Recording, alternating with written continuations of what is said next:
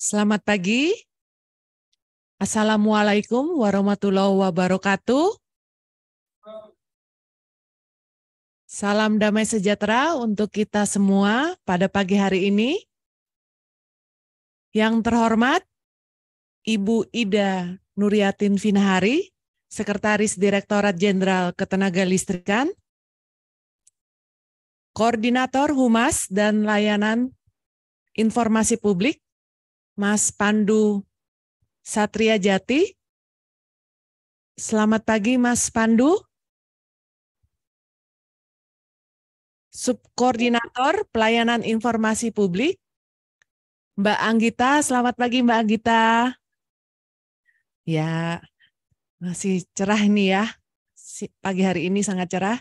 Selanjutnya, kepada para pustakawan ahli media di Dijen Ketenagalistrikan yang menyelenggarakan acara ini. Selamat pagi, Ibu Erna, Mbak Dina, selamat pagi.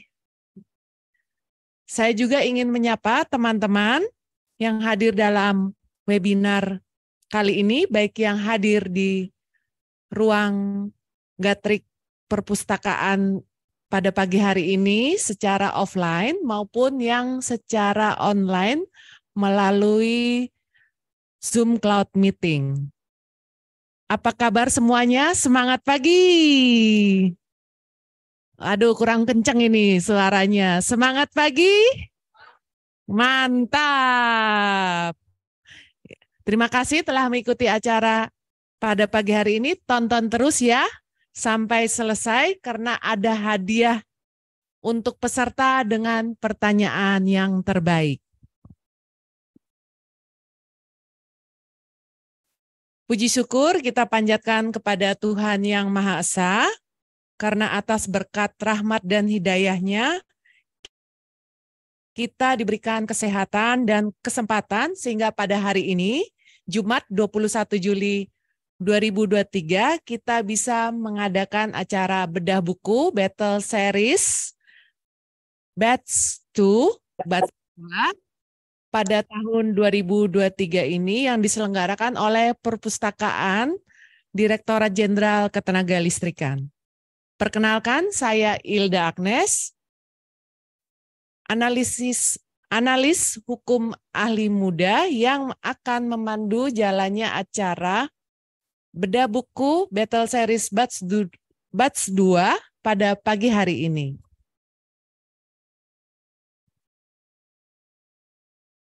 Sebelumnya saya akan menjelaskan latar belakang dari kegiatan pada pagi hari ini. Bedah buku Battle Series di Dijen Ketenagalistrikan ini sudah dilaksanakan sejak 3 tahun yang lalu. Dan lebih dulu dikenal dengan Biblio Battle. Acara hari ini merupakan Battle Series yang kedua di tahun 2023. Sebelum kita memulai acara ini, saya akan membacakan tata cara dalam mengikuti acara. Yaitu, yang pertama, acara ini diselenggarakan secara hybrid, offline dari ruang perpustakaan Gatrik dan Zoom meeting. Yang kedua, format nama di Zoom, Bapak Ibu sekalian dan teman-teman yang ada di Zoom, dapat mencantumkan nama diikuti dengan keterangan dari instansi atau unit atau berasal dari stakeholder mana. Untuk peserta yang akan bertanya, bagi peserta yang hadir di ruangan dapat bertanya langsung, sedangkan untuk peserta yang di Zoom, pertanyaan dapat disampaikan di dalam kolom chat. Panitia akan memilih pertanyaan dari kolom chat untuk dijawab langsung oleh presenter buku kita pada pagi hari ini. Setelah 3 presentasi oleh para presenter buku kita pada pagi hari ini, akan ada pulling book of the day dan dilanjutkan sesi tanya jawab. Panitia akan membagikan link daftar hadir dan evaluasi pada kolom chat di akhir acara. Panitia akan memberi e-certificate bagi peserta yang mengisi link, daftar hadir, dan evaluasi. Tidak lupa terdapat hadiah menarik untuk peserta dengan pertanyaan terbaik. Selanjutnya saya akan bacakan secara ringkas susunan acara pada pagi hari ini yang didahului dengan registrasi, pembukaan, sambutan dari Sekretaris Direktorat Jenderal Ketenagalistrikan. Selanjutnya ada pemaparan buku oleh presenter pertama kita, Bapak Muhammad Aji Kuncoro Priambodo, Sarjana Teknik, dengan bukunya The Psychology of Money. Dan yang Mbak Siti Rizky alias Sebri, Sarjana Teknik, dengan bukunya You Are What You Think, You Are What You Believe. Dan yang ketiga akan dibawakan oleh Bapak Yoga Aditya Rahmanu, Sarjana Teknik, dengan bukunya berjudul The Power of Habit, Why We Do What We Do in Life and Business. Selanjutnya akan ada polling Book of the Day berlangsung selama 5 menit. Nah, ini bisa memilih ya buku-buku yang menjadi favorit Bapak Ibu dan teman-teman sekalian. Dilanjutkan dengan tanya jawab, kemudian pengumuman pemenang dan penutup. Acara selanjutnya adalah sambutan dari Sekretaris Direktorat Jenderal Ketenagalistrikan yang sekaligus akan membuka acara pada pagi hari ini. Hormati para pejabat tinggi di lingkungan Kementerian SDM atau yang mewakili. Yang saya hormati presenter bedah buku Battle Series Batu tahun 2023, ada Mas Aji Kuncoro, Mbak Rizky, dan juga Mas Yoga Aditya, dan para moderator dan juga para peserta bedah buku Battle Series Batu yang berbahagia. Assalamualaikum warahmatullahi wabarakatuh. Salam sejahtera buat kita semua. Pertama-tama, marilah kita panjatkan puji dan syukur kehadirat Tuhan Yang Maha Kuasa, karena atas rahmat dan karunia-Nya pada hari ini kita dapat bertemu dalam acara bedah buku Battle Series 2 tahun 2023 yang diselenggarakan oleh Perpustakaan Direktorat Jenderal Gatrik secara hybrid, yaitu di ruang mini seminar perpustakaan di Jen Gatrik dan juga pada Zoom meeting. Bedah buku dalam bentuk Battle Series adalah kegiatan secara hybrid yang melibatkan partisipasi pegawai di Jen Gatrik untuk berkompetisi di dalam mengulas atau meresensi buku pilihannya.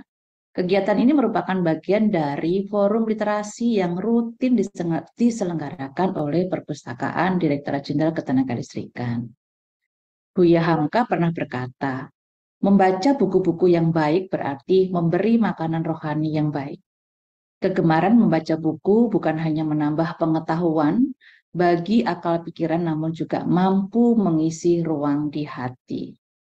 Bedah buku ini kami harapkan dapat menjadi salah satu cara untuk menumbuhkan minat baca sehingga akan memupuk kebiasaan literasi bagi para pegawai di Direktorat Jenderal Ketenagalistrikan. Selain itu, kegiatan ini juga diharapkan dapat menjadi sarana belajar untuk menambah wawasan, juga pengetahuan mengenai literatur, serta mengasah kemampuan untuk berpikir kritis, kemampuan berbicara secara persuasif, dan juga public speaking pegawai Direktorat Jenderal Ketenagalistrikan. Kegiatan ini juga diharapkan dapat menarik peserta untuk mengunjungi perpustakaan di Jen Ketenagalistrikan dan mengakses koleksi yang tersedia. Seiring dengan meningkatnya minat baca, pengetahuan akan menjadi semakin meluas. Hal ini dapat membawa pegawai kepada pola pikir dan juga sudut pandang yang baru, sehingga pegawai akan semakin siap di dalam menghadapi tantangan organisasi. Untuk itu, kami senantiasa memberikan dukungan dan juga apresiasi penuh terhadap penyelenggaraan bedah buku yang dikemas dengan fresh dan menarik ini. Ada 3 judul buku yang dibawakan oleh presenter dalam diskusi hari ini, yaitu The Physiology of Money oleh Mas Aji, buku You Are What You Think, You Are What You Believe oleh Mbak Alia, dan buku The Power of Habit, Why We Do What We Do in Life and Business oleh Mas Yoga. Menurut saya menarik untuk kita simak bersama. Ketiga buku yang akan dipresentasikan mengarah pada satu tema, yaitu membentuk kebiasaan yang baik melalui pola pikir yang positif. Baik itu membentuk pola pikir dan cara kita di dalam mengelola keuangan, bagaimana pola pikir akan mempengaruhi kepribadian kita, hingga bagaimana kebiasaan dapat membantu seseorang meraih keberhasilan di dalam hidupnya.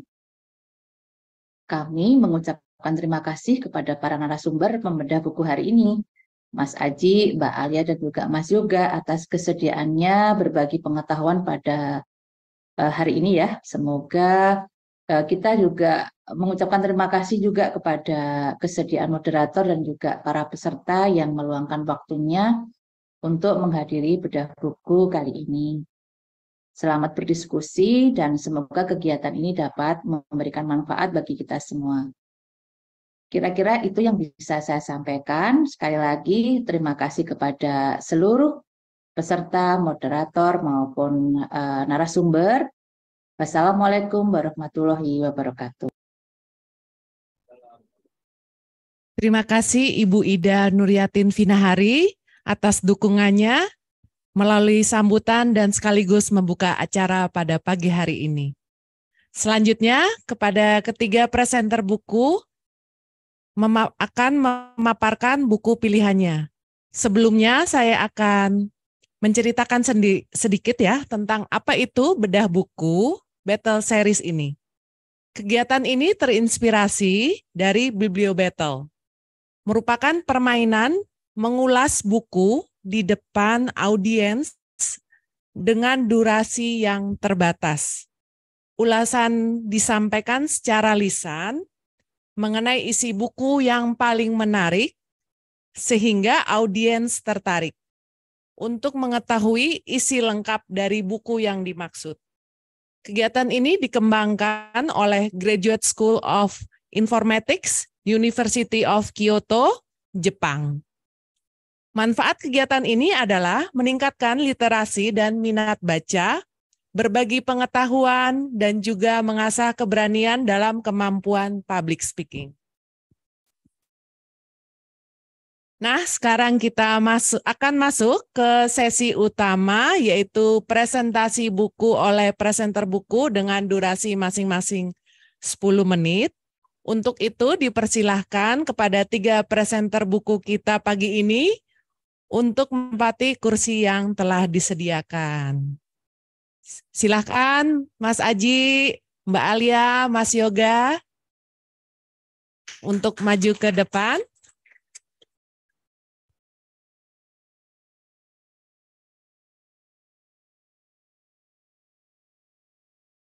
Bagaimana Mas Aji, Mbak Alia, Mas Yoga, sehat-sehat pagi ini? Syukurlah, mungkin bisa digunakan ya mic-nya. Ya, biar peserta kita bisa kenalan ini. Kalau tidak kenal, tidak sayang ya. Sehat, alhamdulillah sehat sekali, insya Allah. Ya, syukurlah. Kepada para presenter kita pada pagi hari ini bisa mengangkat bukunya masing-masing. Ya, diangkat biar lihat, biar Bapak Ibu dan peserta pada pagi hari ini bisa melihat nih. Ini yang buku-buku yang di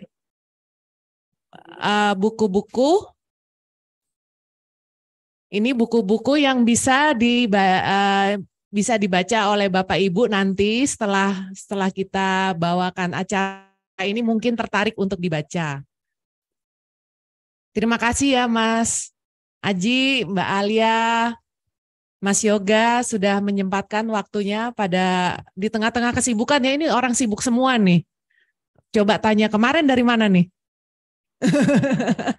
Kemarin dari mana nih?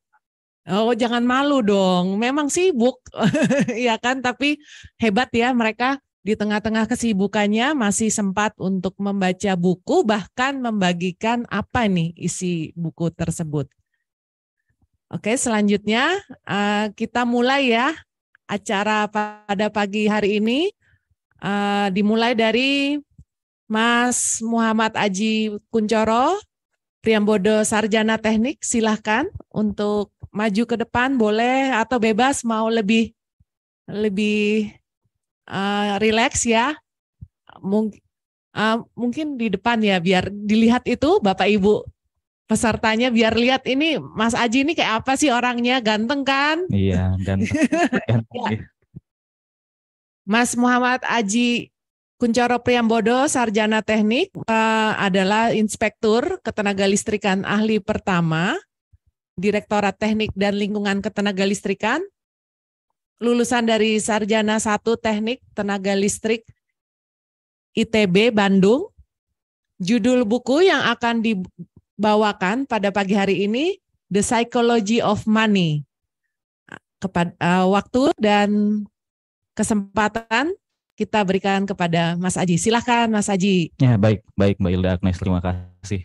Terima kasih atas kesempatannya, terima kasih Mbak Hilda Agnes sebagai moderator, terima kasih Perpus Gatlik sudah memberi saya kesempatan untuk mempresentasikan buku yang sudah saya baca di acara bedah buku Battle Series Batch 2. Bisa kembali lagi Bu Dina, mohon maaf.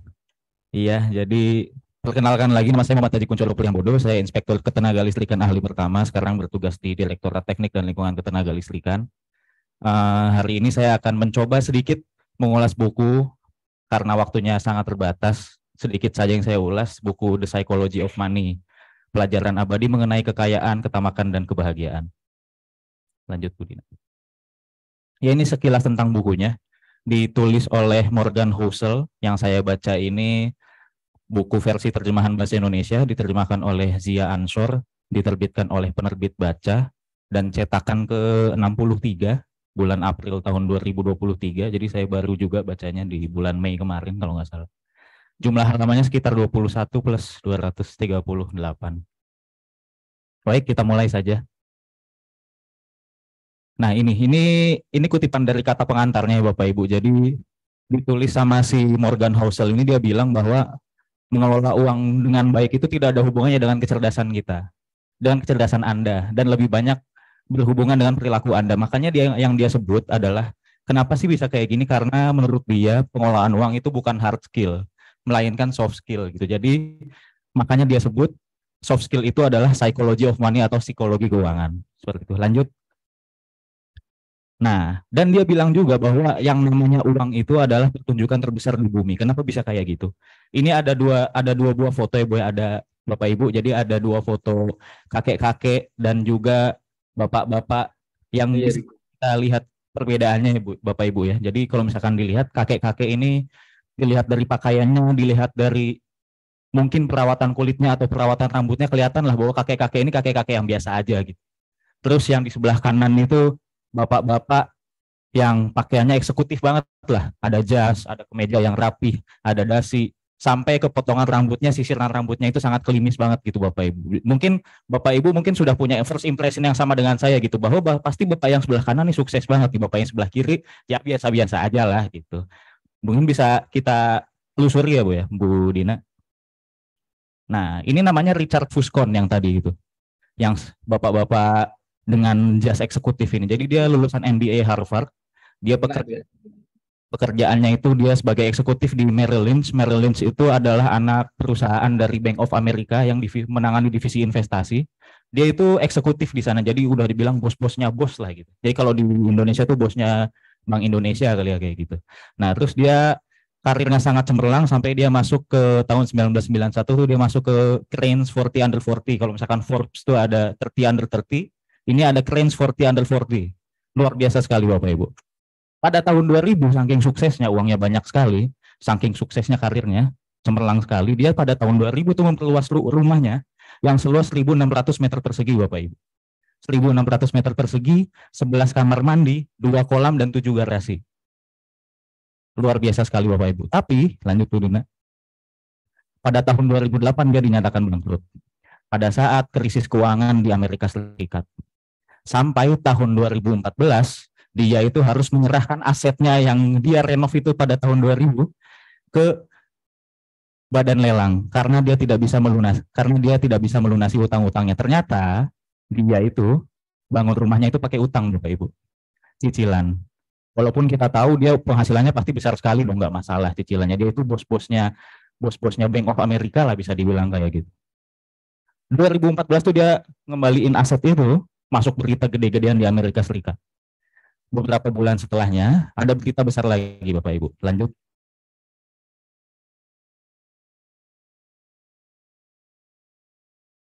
Nah, di tahun 2014 beberapa bulan setelah si Richard Fuscon menyerahkan kekayaannya, ada bapak-bapak yang meninggal dunia dan dia masuk berita gede banget. Kenapa?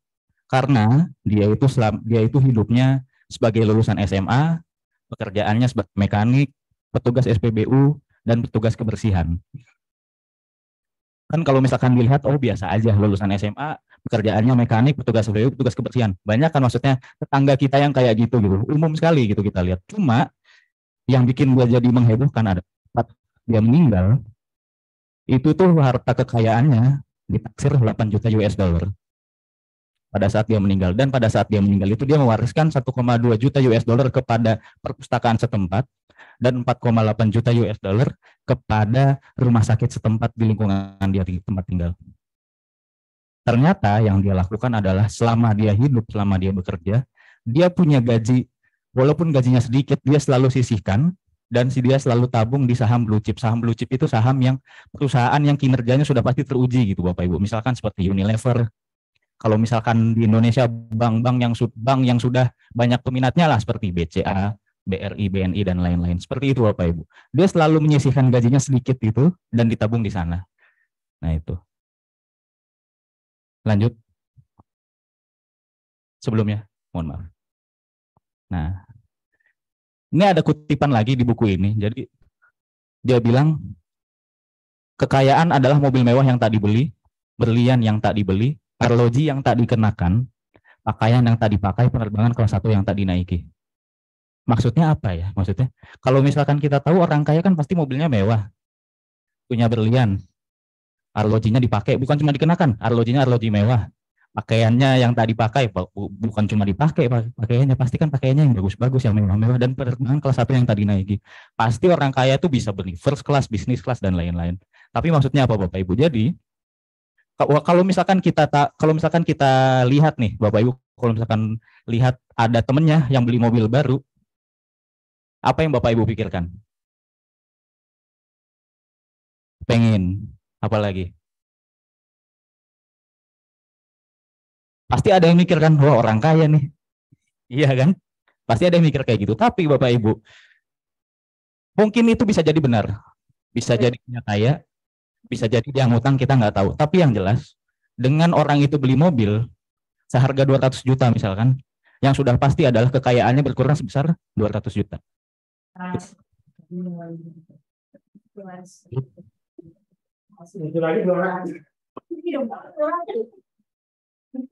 Lagi mengenai, jadi ada satu bab di buku itu yang menjelaskan apa sih hubungannya terjadinya zaman es di muka bumi ini. Dulu kan bumi sempat jadi zaman es ya Bu. Kan pernah ada film Ice Age itu kan bumi isinya es semua ya. Jadi ilmuwan-ilmuwan itu sampai meneliti kenapa sih bisa terjadi zaman es gitu. Apakah dulu bumi sangat dingin sekali dan lama-lama jadi panas? Semua itu selalu mencari teori-teori, tapi selalu berhenti kenapa sih zaman es itu bisa terjadi berulang kali. Jadi zaman es itu nggak terjadi cuma sekali Bapak Ibu. Zaman es itu terjadi berulang-ulang kali. Sampai ditemukan suatu kesimpulan kenapa zaman es itu bisa terjadi di bumi. Ternyata pada saat ada suatu kemiringan orbital di bumi itu, di musim panasnya itu, si es itu tidak mencair semua Bapak Ibu. Jadi musim dinginnya dingin, musim panasnya sejuk. Jadi es yang terbentuk di musim dingin, pada saat beralih ke musim panas, esnya tidak mencair semua. Jadi tetap ada yang bertahan. Jadi dia bilang yang menimbulkan lapisan es bukan banyaknya salju, bukan salju yang banyak jatuh gitu. Melainkan salju yang bertahan sesedikit apapun. Itu dia maksudnya adalah apa hubungannya sih dengan keuangan? Dia yang dilakukan dengan Bapak Ronald Read tadi. Jadi walaupun dia penghasilan dia sedikit, dia tabungnya sedikit, tapi dengan jangka waktu yang lama dia bisa menghasilkan 8 juta US dollar. Bayangkan Bapak Ibu, silahkan dirupiahkan sendiri seberapa banyak itu.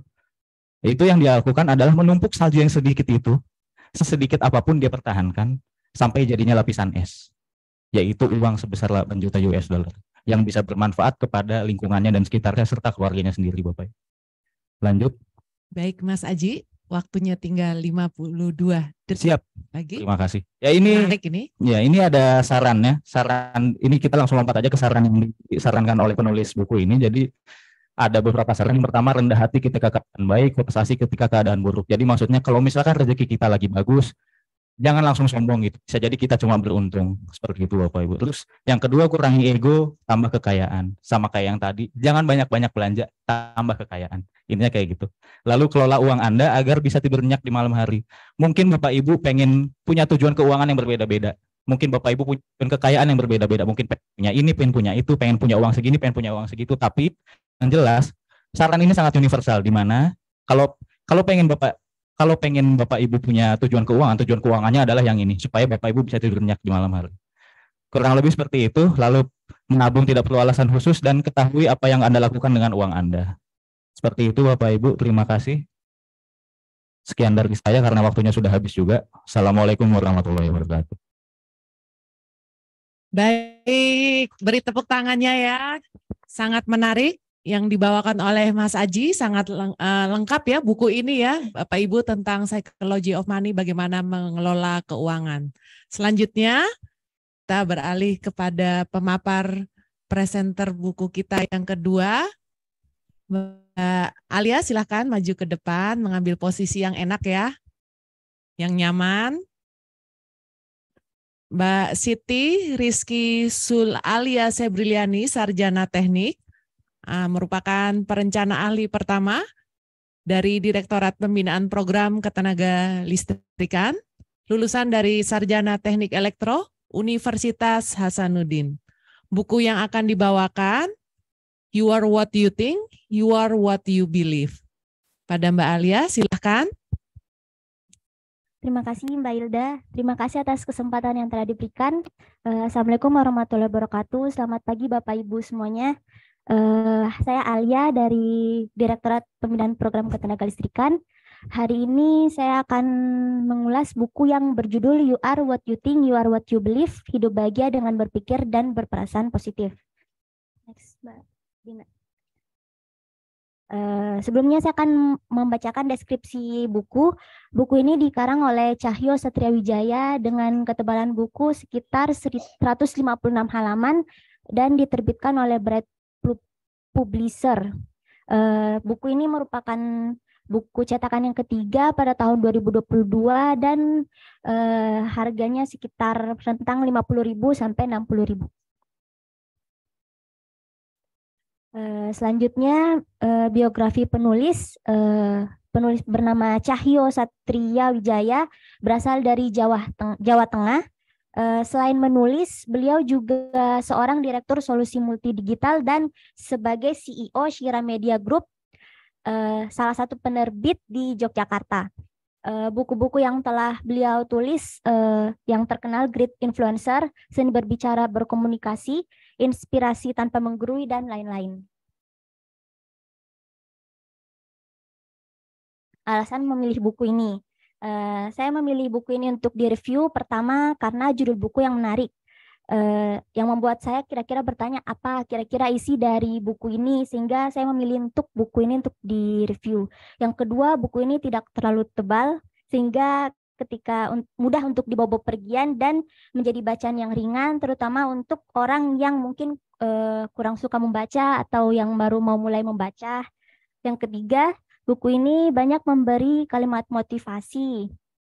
Buku ini termasuk kategori self-improvement dan sesuai dengan kategorinya, buku ini banyak memberikan motivasi untuk diri kita agar kita selalu berpikir positif dan menjauhkan diri kita untuk berpikiran negatif.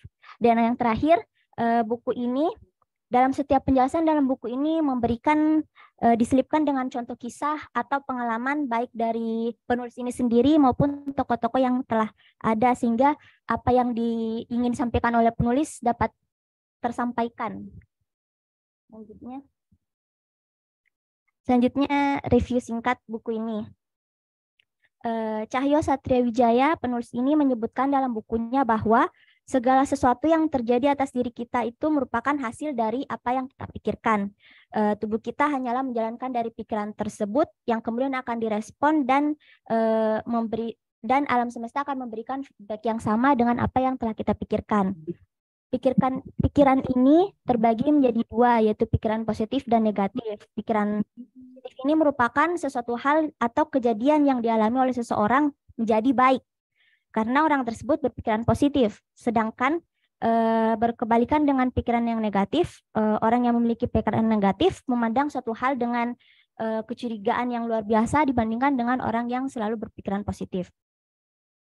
Pengarang menyebutkan dalam bukunya bahwa ada 7 hal mengapa kita harus selalu berpikiran positif. Yang pertama, dengan berpikir positif, jiwa dan raga manusia akan menjadi lebih sehat karena hanya ada sedikit racun atau debu yang menempel di hatinya. Dan yang kedua, orang yang senantiasa berpikir positif mempunyai emosi yang stabil sehingga beban stres maupun depresinya menjadi lebih kecil. Yang ketiga, rasa percaya diri seseorang sangat dipengaruhi oleh positif atau negatif diri seseorang dalam memandang kehidupan. Orang yang berpikir positif senantiasa bersemangat, begitu gembira memandang hidup sehingga teguh dalam menghadapi berbagai masalah kehidupan. Yang keempat, tidak mudah putus asa dan lebih tegar. Dengan berpikir positif, manusia akan menjadi insan yang tidak mudah putus asa dan lebih tegar dalam mengatasi persoalan hidup yang dihadapi. Yang kelima, membangun rasa toleransi dan empati. Sebagai makhluk sosial, manusia membutuhkan manusia lain untuk berinteraksi. Setiap manusia memiliki hak dan kewajiban, dan di mana hak dan kewajiban tersebut dibatasi oleh hak dan kewajiban manusia lainnya. Sehingga dibutuhkanlah rasa toleransi dan empati itu. Orang dengan pikiran positif akan senantiasa memiliki rasa toleransi, empati, dan pemaaf terhadap sesama. Orang yang berpikir positif mempunyai pikiran bahwa orang lain juga manusia biasa sama dengan dirinya, sehingga orang lain tersebut juga pernah melakukan kesalahan dan kehilafan. Oleh karena itu, orang yang dengan pemikiran positif akan mengambil sisi positifnya saja dan mengambil sisi negatifnya menjadi sebuah pelajaran. Yang keenam, membentuk jiwa yang optimistis dan pantang menyerah. Dalam hal apapun, jika kita menanggapinya dengan sikap positif, maka hal tersebut akan mendatangkan manfaat yang lebih besar dibandingkan dengan sikap negatif. Dan yang terakhir, menjadikan hidup terasa ringan dan rileks. Di saat kita mengalami penderitaan dalam kehidupan, ketika kita berpikir negatif, kita akan marah, kesal, sedih. Akibatnya kita tidak dapat memecahkan masalah tersebut dan berlarut-larut dalam pikiran kita sendiri dan susah untuk menemukan jalan keluarnya. Sebaliknya, ketika kita berpikir positif, maka yang terjadi adalah sebuah penerimaan yang diikuti dengan keikhlasan, sehingga kita terbangun untuk memperbaiki sesegera mungkin kesalahan yang kita buat tersebut. Dengan sendirinya, kita akan menjadi kuat menghadapi derita dan cobaan yang menerpa hidup kita. Hidup kita akan menjadi lebih ringan tanpa beban, karena selalu memandang bahwa kejadian pasti mengandung hikmah dan pelajaran di baliknya.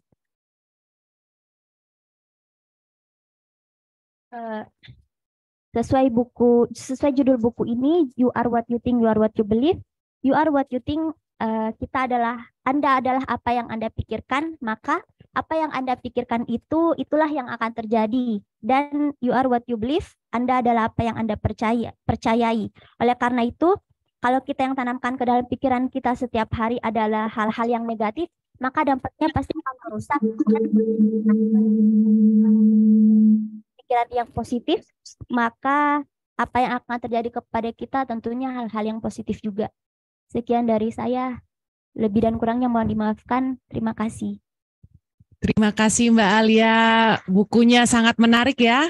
Memberikan motivasi sekaligus memberikan saran-saran yang berbau positif. Selanjutnya ke presenter buku kita yang terakhir, tapi bukan berarti sedikit ya yang dibawakan kepada Mas Yoga. Silahkan maju ke depan, ambil posisi yang nyaman.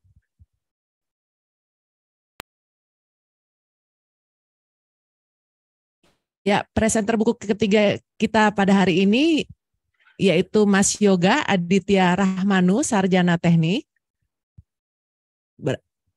dengan jabatannya Analis Ketenagalistrikan dari Direktorat Pembinaan Pengusahaan Ketenagalistrikan, lulusan dari S1 Teknik Elektro UGM, Jogja ya. Buku yang akan dibawakan The Power of Habit, Why We Do, What We Do in Life and Business. Pada Mas Yoga, waktu dan kesempatan diberikan. Silahkan. Terima kasih Mbak Hilda. Selamat pagi Bapak Ibu, saya Yoga dari Direktorat Pembinaan Pengusahaan Ketenagalistrikan. Kali ini saya akan mereview buku judulnya The Power of Habit dari Charles Duhigg. Next. Jadi buku The Power of Habit ini dikarang oleh Charles Duhigg dari Amerika Serikat, diterbitkan tahun 2012. Kemudian next, Charles Duhigg sendiri itu berasal dari Amerika Serikat, dia berkuliah di Yale University, kemudian S2 dia ambil di Harvard. Pekerjaan dia adalah seorang jurnalis di New York Times. Kemudian next, buku The Power of Habit ini itu berisi tentang, saya juga ternyata kaget, ternyata bukunya sangat ilmiah ya. Itu tentang temuan ilmiah yang menjelaskan bagaimana sih kebiasaan itu tercipta, terus apa sih unsur-unsur kebiasaan itu, kemudian bagaimana kita cara membuat kebiasaan yang baru, dan bagaimana juga cara kita mengubah suatu kebiasaan. Next. Nah, yang pertama, bagaimana sih kebiasaan itu tercipta? Jadi ternyata kebiasaan itu diciptakan otak untuk menghemat energi. Jadi otak itu ada bagian di otak namanya ganglia basal yang bertugas untuk menyimpan kebiasaan. Di awal tahun 90-an ada penelitian dari MIT, dia menggunakan tikus dimasukkan ke dalam labirin, diberi sekat, kemudian di ujung labirin diberi coklat. Di suatu waktu tertentu sekat itu dibuka. Sebelum sekat itu dibuka akan ada bunyi klik. Saat sekat itu terbuka, maka tikus itu maju perlahan, mengendus kanan kiri, sempat berhenti, sampai ujungnya dia akan menemukan coklat dan dia akan memakan coklat tersebut. Nah, percobaan itu dilakukan berkali-kali, berulang kali, sehingga akhirnya ketika suatu waktu ketika sekat itu dibuka dan bunyi klik itu muncul, maka otomatis tikus itu langsung berlari lurus, belok kiri, lalu makan coklat. Itulah bagaimana kebiasaan itu terbentuk. Jadi dari pola-pola yang apa kita lakukan itu terbentuk sebuah rutinitas, dan pola-pola itu disimpan di dalam saraf pusat di otak yang bernama oleh ganglia basal. Nah, kenapa sih otak itu harus menyimpan energi? Karena kita bisa lihat di grafik yang bawah ya. Jadi yang grafik yang paling kiri, saat awal-awal tikus itu diberikan percobaan, aktivitas otak itu sangat besar ya, tinggi aktivitas dia. Mulai dari bunyi klik sampai dia mencari cara lurus, berhenti, mengendus-endus, akhirnya dia mencapai coklat, aktivitas otak itu tetap tinggi dan akhirnya turun. Sedangkan begitu sudah berulang kali dan menjadi kebiasaan, aktivitas itu otak bisa menurun. Jadi ketika dilihat di grafik yang kedua, ketika bunyi klik itu muncul, otomatis ganglia basal yang ada di otak si tikus akan mengambil alih kendali si tikus, sehingga otak itu bisa istirahat. Nah, kita bisa lihat dari grafik tersebut, aktivitas otak setelah bunyi klik itu menurun, sehingga otak itu bisa menghemat energinya, sehingga dia bisa melakukan aktivitas selainnya, sehingga kita bisa memikirkan yang lain-lain. Contohnya mungkin perilaku dasar kita seperti berjalan. Berjalan juga masuk suatu kebiasaan, jadi otak tidak perlu memikirkan bagaimana cara berjalan. Ketika kita berjalan, otak itu bisa istirahat dan memikirkan apa yang perlu dipikirkan saat tugas saat kita sedang berjalan. Next. Nah, bagaimana sih ternyata habit itu ada loop-nya atau ada lingkarannya. Apa aja sih unsurnya? Yang pertama cue, tanda, rutin, dan reward. Reward atau ganjaran ya. Nah, cue itu yang memicu ada yang rutinitas. Nah, pemicu itu membentuk kebiasaan. Jadi ketika tanda itu muncul, maka otak itu bisa memilih, oh kebiasaan mana yang akan kita keluarkan. Misalnya ada bunyi klik, oh otaknya si tikus itu akan memilih, oh kebiasaan makan coklat, berarti habis ini dia akan lurus, lari lurus, belok kiri, makan coklat. Seperti itu. Apabila tandanya beda, misalnya ada tanda bunyi miau, berarti ada musuh di dekat situ. Berarti nanti kebiasaan yang keluar dari si otak tikus, itu nanti kita akan lari menghindari si kucing tersebut. Gitu. Next. Nah, bagaimana sih membuat kebiasaan baru? Ternyata kita bisa membuat kebiasaan baru berdasarkan proses-proses 3 itu, tahap-tahap itu. Pertama, kita harus menyatukan satu tanda atau cue, satu rutinitas, dan satu ganjaran. Awalnya kita menentukan dulu apakah rutinitas yang akan kita ingin peroleh. Misalnya, saya ingin lari tiap pagi. Oke, kita pakai tanda. Kita menyiapkan baju olahraga setiap bangun pagi di samping kasur. Yang bisa memicu kita ketika kita bangun, kita melihat baju olahraga sudah rapi, sudah siap, kita akan terpacu untuk lari pagi.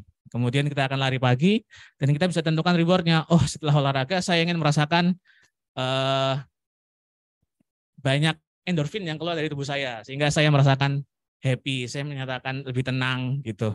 Nah, itu dilakukan berulang kali, jadi tiap pagi disiapkan baju di samping kasur, kemudian kita akan lari, kemudian kita dapat reward banyak endorfin yang kita dapat setelah kita berolahraga. Maka ada satu tanda lagi, ketika ujungnya kita lakukan berulang kali, maka otak itu akan tumbuh perasaan craving, atau kalau bahasa Indonesia mengidam ya, kalau di buku itu. Kalau di bahasa Inggrisnya craving. Maka tiap pagi tanpa kita menyiapkan baju pun, nanti otomatis otak itu akan mengambil baju, kita lari, karena otak sudah mengidam adanya butuhnya endorfin setelah olahraga tersebut. Next. Kemudian kita juga bisa mengubah kebiasaan. Mengubah kebiasaan itu menurut penulis, caranya yang paling mudah adalah kita tentukan tanda yang sama, ganjaran yang sama, tapi perilakunya yang kita selipkan. Misalnya, yang diberi contoh oleh penulis adalah seorang alkoholik, dia mempunyai tanda apabila dia stres, dia akan lari ke alkohol untuk melupakan stresnya, kemudian rewardnya setelah dia minum alkohol, dia menjadi tenang. Nah, dari tanda rutin dan ganjaran itu bisa diubah rutinitasnya.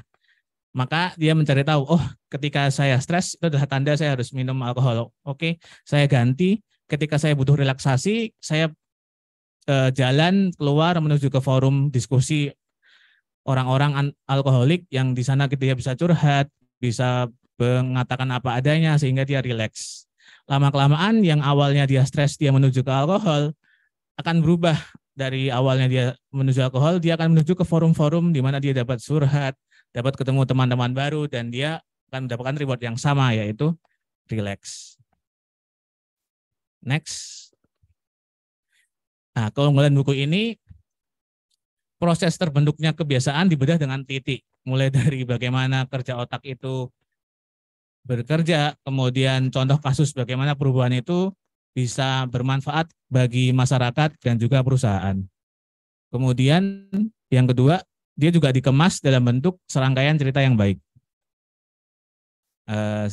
Next, kesimpulannya, dalam habit itu ada 3 proses atau 3 loop ya. Ada 3 proses dalam loop. habit loop itu, yaitu cue atau tanda, rutin atau rutinitas, dan reward atau ganjaran. Yang kedua, kebiasaan baru dapat tercipta dengan menyatukan tanda, rutinitas, dan ganjaran. Kemudian tumbuh perasaan mengidam yang akan mendorong lingkaran kebiasaan itu baru. Kemudian yang ketiga, untuk mengubah kebiasaan, kita harus mempertahankan tanda yang sama, ganjaran yang sama, dan kita selipkan rutinitas baru di tengah-tengahnya. Next, sekian dari saya. Terima kasih. Terima kasih Mas Yoga, beri tepuk tangan hangat. Wah, ini bukunya Mas Yoga tidak kalah menarik ya. Ternyata kebiasaan itu sangat diteliti. Sesuai judulnya ya, Why We Do gitu. Jadi selanjutnya, ketiga presenter kita ini setelah memaparkan ya, mengulas bukunya masing-masing. Sekarang kita masuk ke acara yang paling ditunggu-tunggu, yaitu Pulling Book of the Day. Tadi sudah melihat ya bukunya secara real maupun di layar. Bapak Ibu bisa, Bapak Ibu teman-teman sekalian yang offline di ruang Gatrik maupun yang online di Zoom meeting bisa memilih buku favoritnya atau buku yang paling ingin dibaca oleh Bapak Ibu teman-teman sekalian. Dalam waktu 5 menit pemilihan buku yang hendak menjadi yang paling favorit ya. Mau mendukung siapa nih bukunya? Jadi mau mendukung orangnya bolehlah, tapi yang dimaksud ditulis bukunya ya yang menjadi pilihan.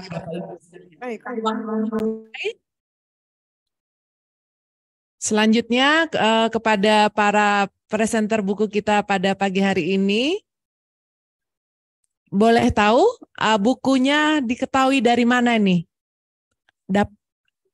Tahu ada buku ini dari mana? Infonya dari mana? Dimulai dulu dari Mas Aji, silahkan. Iya.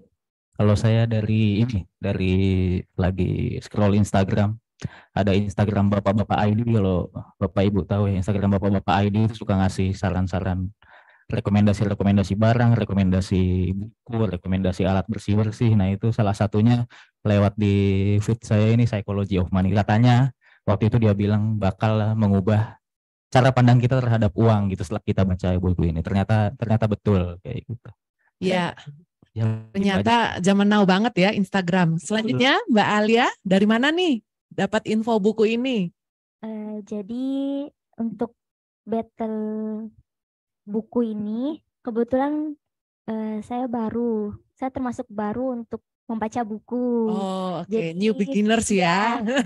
Jadi kemarin untuk acara ini saya scroll di aplikasi Gramedia online dan ketemulah buku ini. Oke, Gramedia berarti sudah online ya, nggak harus datang ke gerai bukunya ya. Oke, baik. Terima kasih Mbak Alia informasinya. Selanjutnya, Mas Yoga, tahu dari mana nih ada buku ini? Sebenarnya dari teman sih, buku The Power of Habit ini. Teman merekomendasikan ini ada buku bagus nih. Ya udah saya cari bukunya dan ternyata dapat dan saya baca, ternyata menarik sekali. Oh, berarti Gitu memang sih. Mas Yoga udah hobi baca ya? Enggak sih, sebenarnya udah lama sih nggak baca juga. Oh gitu, jadi kayak mumi ya, bangun dari tidur, mulai baca lagi gitu ya. Oke, baik. Baik, sebagai informasi, hasil polling ini 60% dari peserta dan 40% berasal dari juri. Silahkan Bapak Ibu, teman-teman sekalian yang offline maupun online, memilih buku yang akan menjadi favorit ya pada hari ini, pada pagi hari ini. Apakah itu The Psychology of Money yang dibawakan oleh Mas Aji? Atau buku You Are What You Think, You Are What You Believe yang dibawakan oleh Mbak Alia? Atau buku dengan judul The Power of Habit, Why We Do, What We Do in Life and Business yang dibawakan oleh Mas Yoga? Tampaknya cukup sulit ya Bapak Ibu untuk menentukan buku terfavorit kita pada pagi hari ini. Silahkan memilih salah satu yang terbaik di antara pilihan yang juga harus sama, pilihan yang juga sama bagusnya ya, dan menarik. Ayo, presenter buku bisa kembali mengangkat bukunya agar dilihat oleh audiens kita. Bisa diangkat kembali ya, kan tadi mungkin kurang jelas nih yang mana nih yang tadi mempresentasikan bukunya. Agar audiens kita lebih yakin dalam menentukan pilihan. Silakan. Ayo pendukungnya. Mana.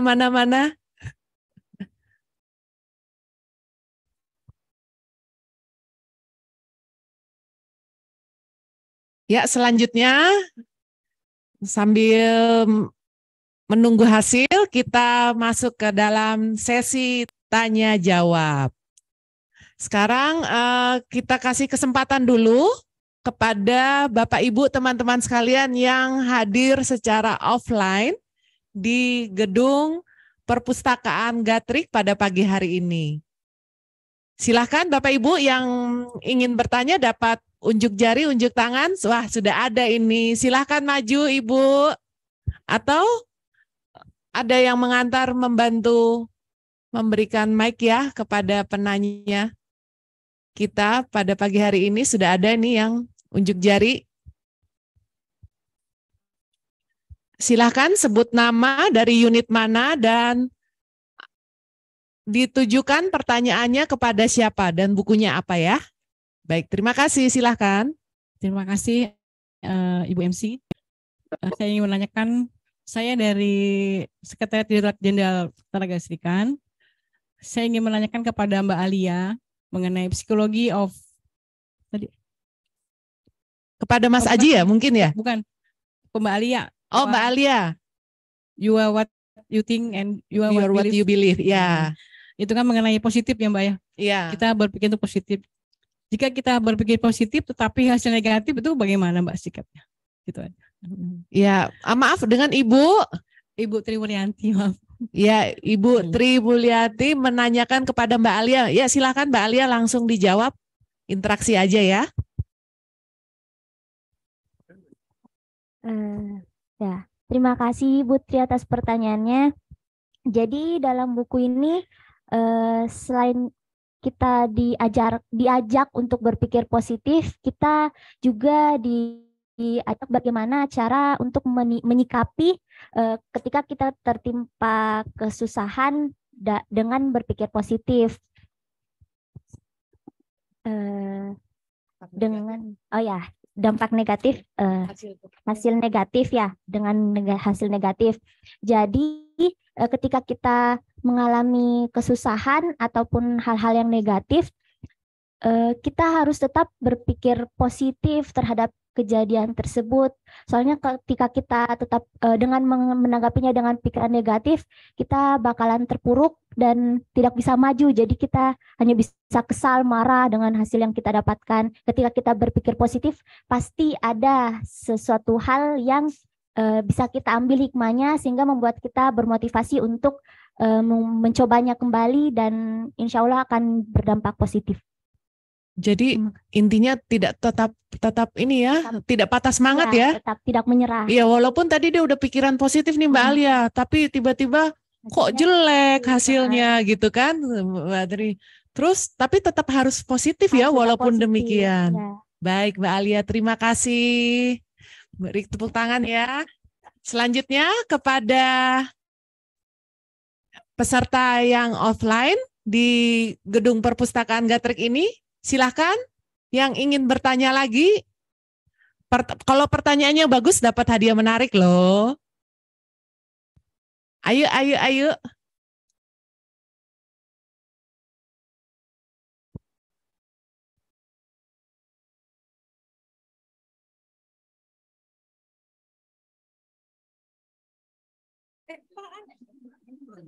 Ya, saya udah nanya di Zoom. Baik, kalau belum ada saya sambari membaca dulu pertanyaan yang sudah masuk di kolom chat Zoom meeting kita pada pagi hari ini sudah cukup banyak ya. Wah, ini antusias ini, pertanyaannya cukup banyak. Yang pertama saya bacakan, yang bertanya adalah Ibu Nur Alamsyah. Kepada semuanya ini, semua ketiganya ini ya, to everyone ini. Bagaimana cara mengubah kebiasaan kalau lingkungannya toksik? Salam, saya Nur, mohon izin bertanya. Ini ketiganya nih, walaupun jenis bukunya beda-beda ya. Ada Psychology of Money, ada cara berpikir positif dari Mbak Alia maupun The Power of Habit. Ada satu pertanyaan yang sama untuk ketiganya, bagaimana cara mengubah kebiasaan kalau lingkungannya toksik? Mungkin dimulai dari Mas Aji. Ini kalau lingkungannya toksik, keuangannya gimana nih? Oh, oke. Mas Aji bilang dari Mas Yoga dulu soalnya habit. Oh deh, nggak apa-apa. Ayo Mas Yoga. Kalau ya pertanyaannya. Bagaimana cara mengubah kebiasaan kalau lingkungannya toksik? Beracun gitu, lingkungannya ada racunnya. Okay. Jadi di dalam bukunya itu diceritain dari berbagai macam cerita perusahaan, bagaimana dia mengubah budaya perusahaan tersebut, mengubah kebiasaan perusahaan tersebut, sehingga akhirnya budaya-budaya toksik itu bisa hilang. Jadi kalau kita lesson learn-nya berdasarkan buku yang penulis ini cerita, bahwa sebenarnya kalau misalnya lingkungannya itu toksik, ya bisa dimulai dari top sih. Jadi budaya itu yang diubah dari atas sih. Jadi budaya perusahaan itu bisa diganti, bisa kebiasaan-kebiasaan yang nggak bagus itu bisa diganti, tapi asal ada kemauan dari seluruh organisasi tersebut. Gitu sih kalau dari bukunya ini. Kalau dia sih ngajarinya kalau kebiasaan diri itu lebih simpel untuk diubah, tapi ada juga misalnya organisasi tes merubah kebiasaan-kebiasaannya sehingga dia meraup untung tinggi, kayak Starbucks. Itu bagaimana Starbucks itu ngajarin baristanya untuk bagaimana menghandle customer. Jadi ada bukletnya, dia semua barista itu membaca itu, dia tahu ketika customer itu komplain apa, dia harus menjawab apa. Dia ketika komplain apa yang B, dia harus bagaimana. Jadi barista itu tidak stres dan dia juga bisa bekerja dengan baik gitu. Jadi memang waktu itu Starbucks mengubah dirinya menjadi budaya yang sangat baik sih. Gitu. Jadi bagaimana dari top itu bisa berefek sampai ke bawah seperti itu sih. Berarti dimulai dari manajemen top ya? Ya, kalau dari diri sendiri mungkin dia juga cerita sih, kita small win aja. Kan ada small win tuh, namanya hidup kan ada small win. Jadi kita cari kebahagiaan kecil yang biar kita nggak marah terhadap misalnya lingkungannya man toksik, ya udah kita cari small win aja, kita cari kebahagiaan kita sendiri yang kecil-kecil aja sehingga lingkungan itu nggak ngaruh ke diri kita juga. Oh iya, gitu. Baik. Berarti ini ada dua nih, dari top manajemen kalau itu perusahaan atau dari diri sendiri. Tapi itu small win aja. Iya, small win ya. Apa small win itu apa ya? Angin kecil kemenangan kecil. Oh, win ya, menang. Ya kira angin gitu. Masuk angin nanti kita. Oke, selanjutnya Mbak Alia gimana nih? Untuk pertanyaan yang sama tadi, kebiasaan. Kalau kebetulan dalam buku ini nggak diceritain mengubah kebiasaan kalau ini lingkungan toksik. Tapi saya ngambil dari sesuai apa yang saya baca, kembali lagi kita bisa mengambil apa yang menjadi positif untuk berpikiran positif. Pasti ada saja yang bisa diambil dari hal tersebut dan membuang yang negatifnya, sehingga seperti yang Mas Yoga tadi, ada saja yang membuat ambil apa yang membuat bisa kita bahagia sehingga kita bisa enjoy dalam hal tersebut. Oke, selanjutnya Mas Haji, bagaimana nih hubungannya dengan Psychology of Money? Iya, dihubungkan sedikit dengan keuangan sedikit. gimana sih kalau misalkan mengubah kebiasaan gitu dari yang lingkungan yang toksik. Ini biasanya ya, ini kisah-kisah mengenai keuangan yang toksik itu biasanya orang-orang yang dengar kisah sukses orang-orang.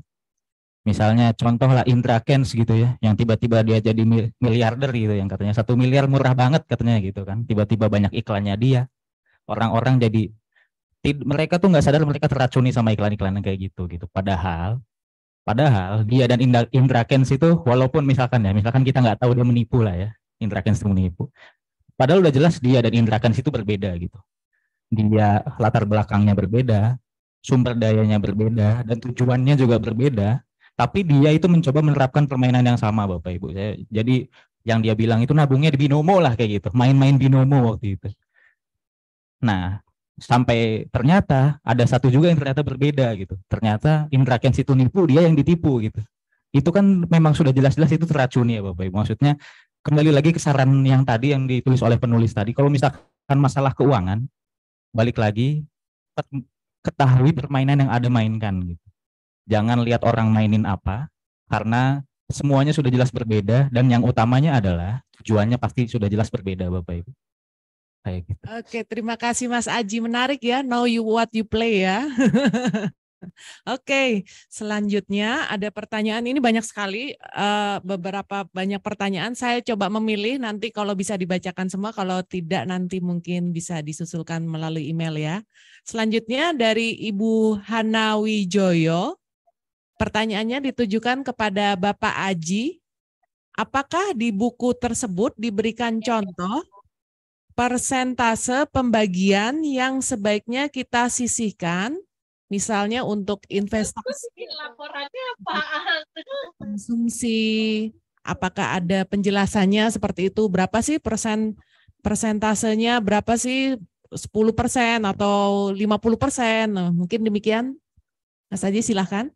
Iya, jadi kalau misalkan di sini tidak ada saran general untuk misalkan dari gaji sekian yang ditabung berapa, yang buat makan berapa, yang buat investasi berapa, tidak ditulis, tidak dikasih tahu dengan detail, karena si penulis juga udah bilang bahwa setiap orang itu pasti berbeda-beda permainannya Bapak Ibu. Setiap orang itu pasti beda tujuannya, setiap orang pasti beda sumber dayanya. Jadi yang dia kasih tahu adalah kelola uang Anda supaya Anda bisa tidur nyenyak di malam hari. Itu aja. Tapi dia ngasih tahu apa yang dia lakukan selama ini. Jadi yang dia lakukan adalah setiap dia gajian nanti dia itu akan memenuhi kebutuhannya seperti biasa, mulai dari misalkan makanan, bensin, misalkan kontrakan dan lain-lain, sama dia belanja sedikit dan sisanya dia tabung, 50% dia tabung ke uang kas, 50% lagi dia tabung di reksadana indeks. Cuma itu aja yang dia lakukan. Tapi dia tidak menyarankan juga orang lain untuk melakukan itu. Karena apa? Karena setiap orang berbeda-beda Bapak Ibu. Karena belum tentu setiap orang itu bisa nabung, setiap orang bisa belanja, belum tentu juga setiap orang itu punya penghasilan yang lebih besar daripada kebutuhan dia aslinya, belum tentu juga. Tapi yang dicontohkan sama dia adalah seperti itu. Jadi dia menabung sisanya saja yang sudah dia spend, yang sudah dia bayarkan untuk kebutuhan-kebutuhan dia. Seperti itu Bapak Ibu. Baik, terima kasih Mas Aji. Selanjutnya, yang offline kalau hendak bertanya langsung unjuk jari ya, karena kan dekat kita di sini, nggak jauh-jauh. Jadi kalau memang hendak bertanya langsung, sembari saya membacakan pertanyaan yang ada di kolom chat Zoom. Selanjutnya, pertanyaan dari Ibu Endang Widayanti ini dari tetangga kita nih, Kementerian sama-sama Kementerian SDM, tapi dari Direktorat Energi Baru Terbarukan dan Konservasi Energi, ditanyakan pertanyaannya kepada Mas Yoga. Pertanyaannya saya bacakan ya, untuk membuat sesuatu menjadi kebiasaan di dalam buku tersebut supaya konsisten, berapa lama prosesnya? Ada durasi waktunya kah? Silakan, Mak. Jadi kalau di buku ini nggak jelasin sih berapa lama dia harus diulangi sampai akhirnya menjadi kebiasaan. Cuma ada proses namanya craving tadi. Jadi misalnya saya memulai kebiasaan lari pagi misalnya. Terus tandanya saya nyiapin baju olahraga di sebelah kasur. Jadi tiap saya bangun pagi, saya lihat tandanya, oh saya terpacu memotivasi untuk saya lari pagi. Kemudian nanti saya setelah lari pagi, misalnya saya memilih, oh nanti harus ada reward kan. Oh rewardnya saya berpikir misalnya ya, saya bisa posting, oh saya udah lari 5 kilo, saya udah lari 10 kilo di medsos gitu. Nah, proses itu akan jadi otomatis ketika otak itu sudah ketagihan akan proses yang di reward tadi. Misalnya rewardnya saya bisa posting di IG saya udah lari 10 kilo. Terus ada juga rewardnya saya dapat lonjakan endorfin di tubuh saya sehingga saya lebih senang setiap habis olahraga. Nah, ketika otak itu sudah ketagihan akan hal reward itu, maka otomatis nanti setelah saya bangun pagi, saya nggak perlu mempersiapkan baju baju olahraga di samping kasur, nanti otomatis saya pasti akan ke lemari ambil baju olahraga untuk lari. Gitu. Nah, ini ada pertanyaan lanjutannya nih, iya, Mbak Endang nih. Kalau misalnya tadi sudah craving, terus dia sudah mencapai rewardnya, terutama tadi yang kisah tentang yang warisan, yang Bapak itu rajin menabung, mungkin ya yang tidak dia mengumpamakan tetap itu kebiasaan ya, dia rajin menabung tapi yang menikmati orang lain. Iya. Sepertinya ini Pak Yoga kebiasaan, tapi juga sepertinya nyerempet nih ke Mas Aji nih. Gimana nih kebiasaan terus sudah mencapai rewardnya, tapi rewardnya yang menikmati orang lain gitu. Gimana ya? Dia nanya, tapi nanyanya sepertinya kepada dua penanya ini, tapi dia cuma sebutnya Mas Yoga. Silakan Mas Aji mungkin bisa membantu Mas Yoga. Iya. Jadi Bu Endang nih, Bu Endang Widayati dari KEBTKE kayaknya nanya dia ya. Iya. Jadi kalau misalkan itu si Bapak yang tadi rajin menabung itu yang menikmati orang lain. Iya. Terus gimana gitu ya? Iya, rewardnya kok orang lain. Ya, gitu. soalnya kembali lagi Bapak Ibu, jadi memang mungkin si Bapak itu sudah menjalankan apa yang tadi disarankan tadi ya. Itu yang pertama, kelola keuangannya sampai dia bisa tidur nyenyak. Yang kedua, ketahui permainan Anda yang Anda mainkan. Jadi memang mungkin dari awal dia sudah berpikir bahwa memang gue nabung ini bukan buat gue sendiri gitu loh. Memang saya nabung bukan buat saya, memang buat anak-anak saya, buat lingkungan saya dan lain-lain. Intinya bisa tidur nyenyak ya? Ya intinya yang penting yang dia lakukan adalah ya udah gaji seberapapun yang ditabung segini ya gue tidur nyenyak kayak gitu loh. Jadi gitu, rewardnya bukan di warisannya, tapi lebih ke individunya juga dapat ya. Betul. Yang dia dapatkan bukan hanya dia, nggak mungkin lah orang senang kalau misalkan dia, maksudnya apalagi dia sudah meninggal gitu, dia kan nggak tahu dia bisa mewariskan itu sebetulnya ya.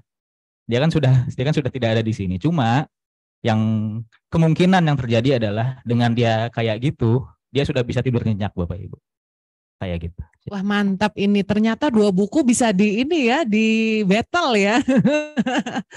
Oleh pertanyaan dari peserta kita, audiens kita yang ada di Zoom. Selanjutnya ada juga nih pertanyaan buat Mbak Alia dari Mbak Endang. Ini Mbak Endang ternyata banyak bertanya ini, lumayan ya.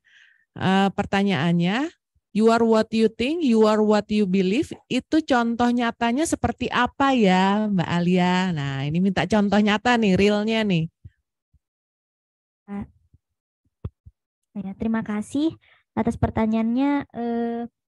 Dalam buku ini, seperti yang saya bilang tadi, ada banyak cuplikan kisah-kisah. Jadi ada menceritakan sesuatu kisah nyata seperti ini. Ada seorang ibu yang divonis mengidap penyakit kanker. Dan di saat itu dia udah berpikiran jelek nih. Bilang, wah saya bakalan mati. Dia terpuruk dengan penyakitnya tersebut. Namun ada sesuatu yang membangkitkan motivasi dirinya sehingga dia memulai untuk berpikiran positif. Ketika dia memulai untuk berpikiran positif tersebut, dia sudah mulai berserah diri, ikhlas terhadap penyakit yang divonis untuk dirinya, dan juga berusaha bagaimana supaya dia bisa sembuh. Dia berpikir saya bisa sembuh. Kemudian tidak lama ada seorang teman yang kebetulan mengidap penyakit yang sama dan telah sembuh, sehingga dia lebih termotivasi lagi untuk bisa sembuh.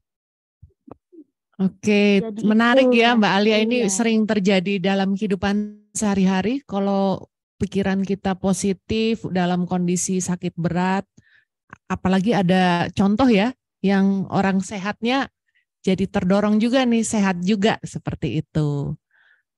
Selanjutnya yang offline, apabila ada pertanyaan jangan ragu-ragu ya untuk tunjuk jari. Selanjutnya saya akan mungkin bisa ke pertanyaan selanjutnya, ada dari Mbak Ranti ini dari umum ya. Sepertinya lagi online, bisa bertanya langsung ya. Silakan Mbak Ranti untuk mengajukan pertanyaannya, ditujukan kepada siapa? Selamat siang. Saya ditujukan untuk Kak Yoga ya, yang masalah habit ya. Pertanyaannya, kita ini kan hidup tidak selalu menyenangkan. Tidak selalu menyenangkan dalam arti dipaksa dan akhirnya juga bisa menjadi habit ya. Sekarang kalau seorang anak kecil gitu yang biasa bangun siang, nah saat sudah school age ya, usia sekolah, berarti kan dia pagi itu harus mulai bangun lebih awal, dan itu adalah pain. Nah, tetapi karena dipolakan oleh orang tuanya, akhirnya mau nggak mau anak itu mau jalan gitu, dan itu akan terus dibawa sampai dengan dia selesai sekolah ya. Nah, setelah itu kita masuk ke dunia kerja. Nah, saat dunia kerja atau mulai kuliah deh, kita pernah lihat, karena jadwal itu sekarang bisa dikombinasi, ada yang masuknya siang, ada yang masuknya malam atau online gitu ya. Itu lebih fleksibel, dan dari situ kita mulai bervariatif tuh karakter dari habit itu sendiri. Dan akhirnya kita bisa adaptasi lagi gitu kan. Nah ini dari pengalaman saya nih, kan ini juga lagi polemik juga ya masalah untuk pergantian jam kerja dengan kemacetan yang ada nih di ibu kota khususnya. Nah itu kalau dari sisi tadi habit ya, untuk kita berkembang ke depannya, apakah kita harus yang mengubah tingkat kepuasan atau kebahagiaan kita untuk merubah menjadi suatu habit yang diharapkan oleh orang lain, atau kita pun berhak untuk menentukan habit kita sendiri supaya kita bisa happy dan mungkin juga pencapaian kita juga bisa lebih maksimal seperti itu. Nah, itu akhirnya apa yang harus kita pertimbangkan gitu dengan kondisi polemik begitu. Kan ada yang orang memang nggak bisa morning person gitu ya. Ada yang akhirnya memilih untuk punya usaha sendiri yang lebih fleksibel waktunya, walaupun juga mereka ada target yang harus di-achieve gitu.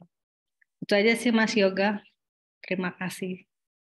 Baik Mas Yoga, langsung direspon ya. Sudah tangkap ya maksudnya dari Mbak Ranti? Ya, sudah. Ya, baik. Silakan.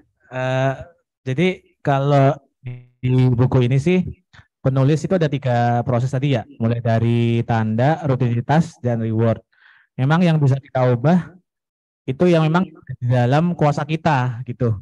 Kalau tanda rutinitas itu bukan kuasa kita nggak bisa merubah gitu. Jadi yang terpenting itu sebenarnya yang pertama, kita harus hanya bisa mengubah apa yang ada di dalam kuasa diri kita. Kemudian kalau tadi saya mendengar misalnya, memang berarti kan kalau saya analisis berarti Mbak Ibu Ratih, rewardnya itu kan berarti kerja ya, berarti rewardnya mendapatkan uang seperti itu.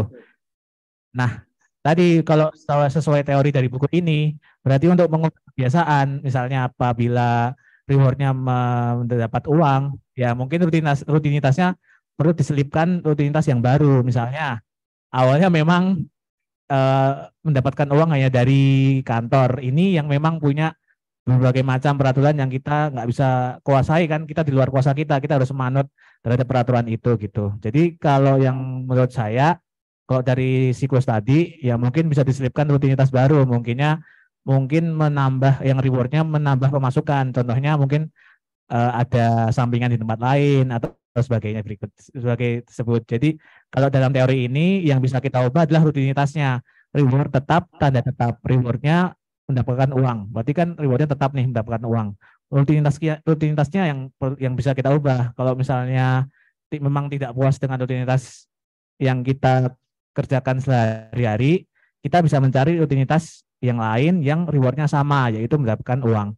Gitu sih. Jadi menurut saya kalau mau mengubah rutinitas nggak apa-apa. Kan itu preferensi orang, tiap orang kan beda-beda. Mungkin dia lebih bahagia menjalani rutinitas ini dengan rewardnya yang sama, yaitu mendapatkan uang. Gitu sih kalau dari saya. Baik, terima kasih. Ya, terima kasih. Oke, ini waktunya sudah semakin sedikit untuk tanya jawab. Yang offline saya beri kesempatan lagi. Ada yang mau bertanya? Silakan tunjuk jari. Kalau tidak ada, saya bacakan pertanyaan dari Mas Suito. Ini dari Direktorat Jenderal Ketenagalistrikan sendiri. Ini mungkin online ya. Jadi dia menulis masuk ke dalam chat. Pertanyaannya buat Bapak Yoga. Wah, ini banyak banget nih buat Mas Yoga. Mas Yoga jangan bosen ya. Tapi bagus dong ya. Ini berarti penasaran nih sama bukunya Mas Yoga. Pertanyaannya, berapa lama sampai kebiasaan baru ini bisa melekat pada diri kita, Pak? Wah, ini hampir mirip-mirip ya tadi ya. Terus selanjutnya, biasa enggak kebiasaan baru itu dimulai dengan paksaan diri, bukan melihat reward atau ganjaran? Ini pertanyaannya mirip-mirip dua penanya terdahulu ya. Jadi berapa lama kebiasaan baru itu melekat?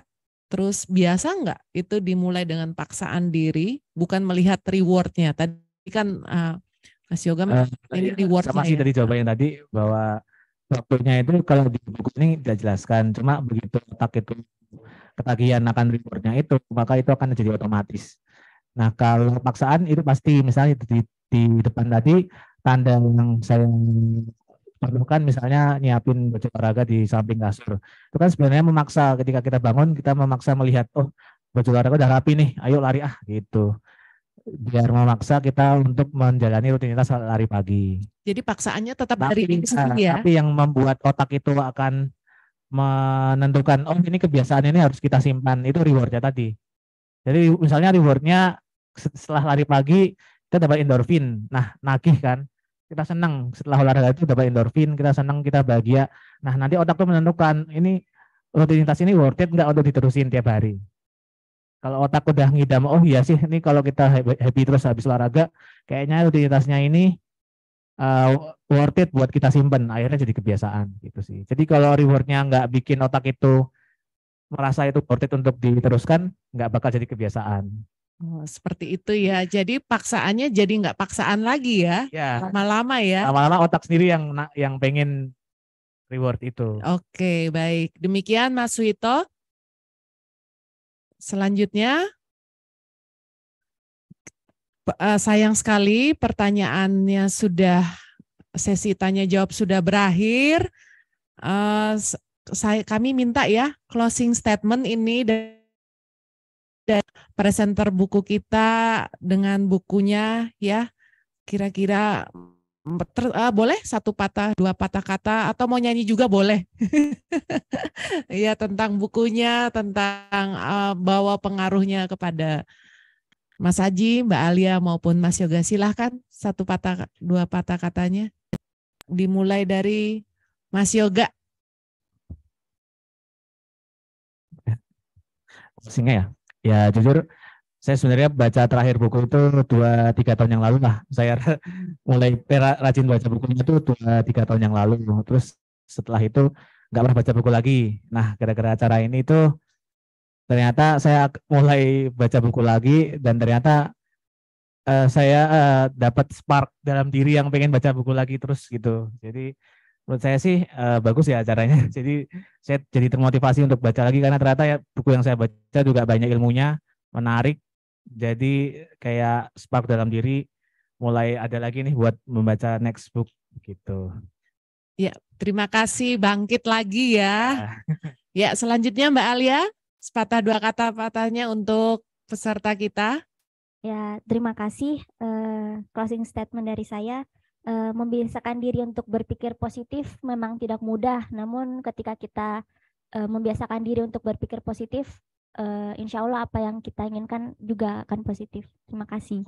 Baik, pantang menyerah, pantang mundur. Ya, siap. Selanjutnya Mas Aji. Cek ya, terima kasih. Ya, jadi ini ada cerita sedikit aja lah ya, nggak banyak-banyak lah ya. Jadi mungkin Bapak Ibu tahu penyanyi yang Rihanna, yang Umbrella itu. Ya, dia itu pernah menuntut penasihat keuangannya.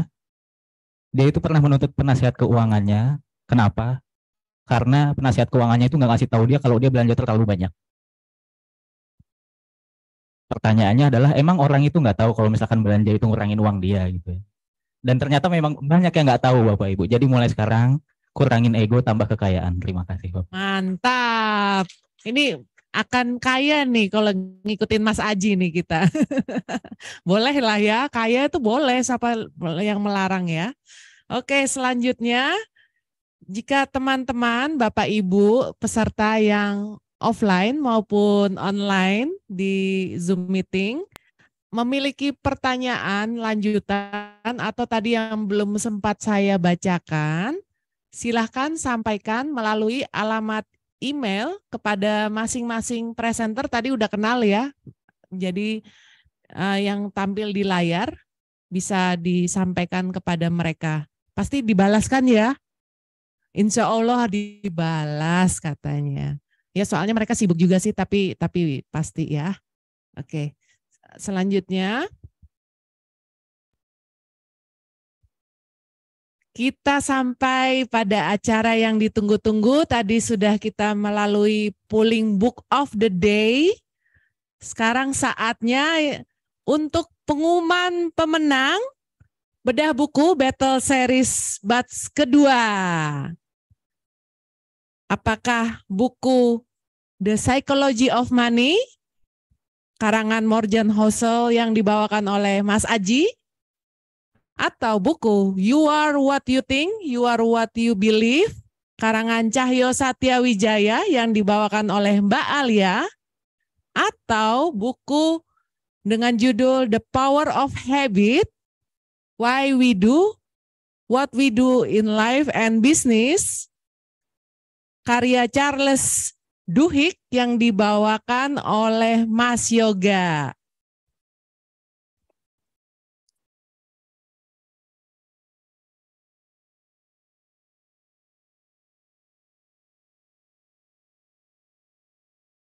Pemenangnya adalah Mas Yoga.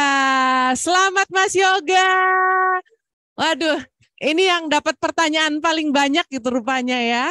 Ya antusiasnya tinggi terhadap bukunya Mas Yoga nih. Silakan Bapak Ibu, tadi kan sudah tahu ya nyarinya di mana.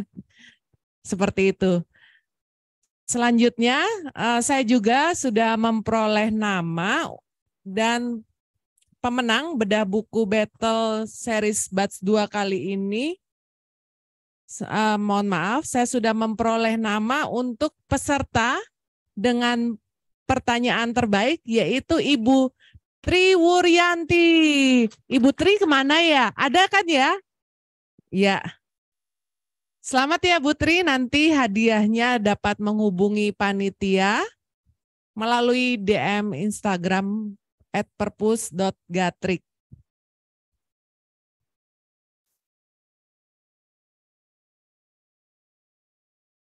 Kepada para presenter buku, silahkan berdiri, maju ke depan. Demikian juga dengan penanya terbaik untuk maju ke depan. Maju ke depan, silahkan maju ke depan. Kameramen siap ya? Kita akan hadiah akan diberikan oleh pustakawan ahli media Ibu Erna kepada juara pertama Mas Yoga. Selamat, tepuk tangan meriahnya. Iya, iya.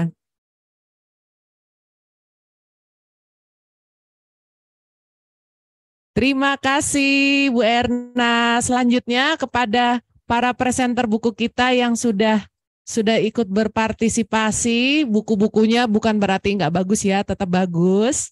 Ya Mbak Alia.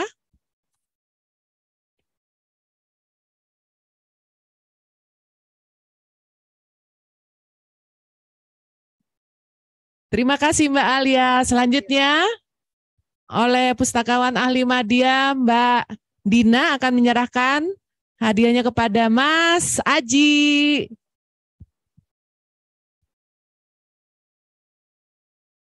Terima kasih Mas Aji. Selanjutnya kepada penanya terbaik akan diserahkan hadiahnya juga oleh Mbak Dina. Senyum manisnya dong.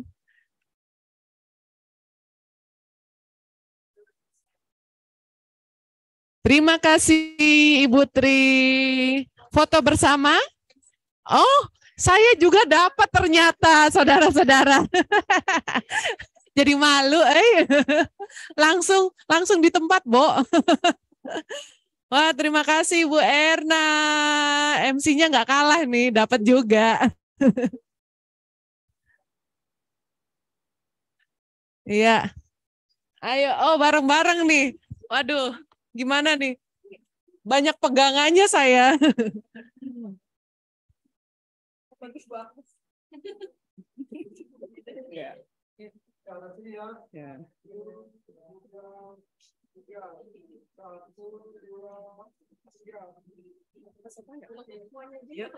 Oh, semua yang offline? Semua yang offline silahkan maju ke depan, kita foto bersama. Oh, berdiri aja, cukup berdiri, cukup berdiri di tempat duduknya, kita foto bersama. Yang offline.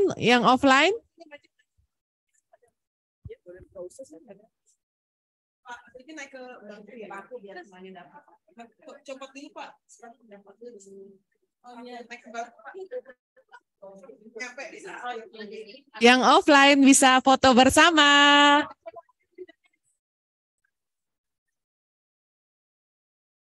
Yang offline banyak loh hari ini. Terima kasih ya. Iyo.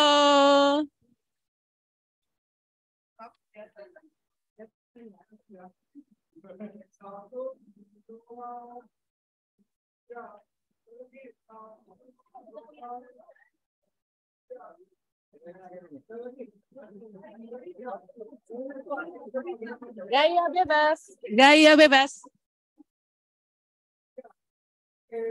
Terima kasih partisipasinya Bapak Ibu sekalian.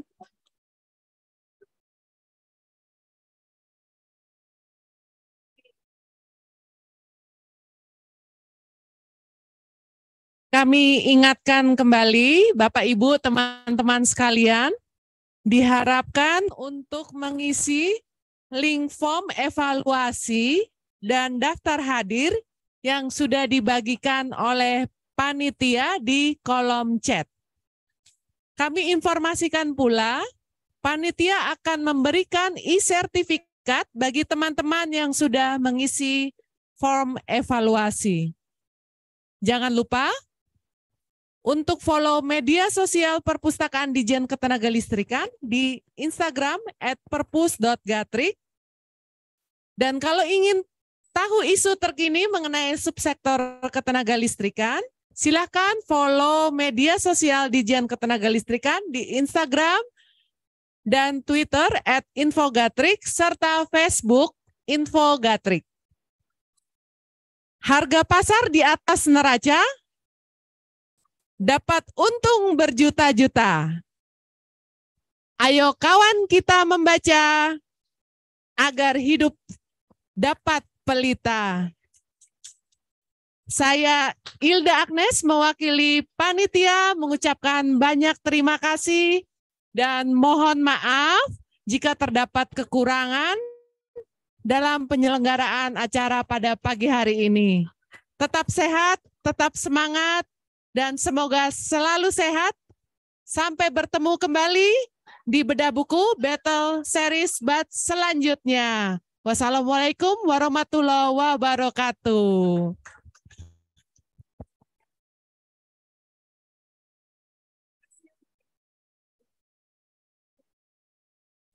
Senyumnya mereka.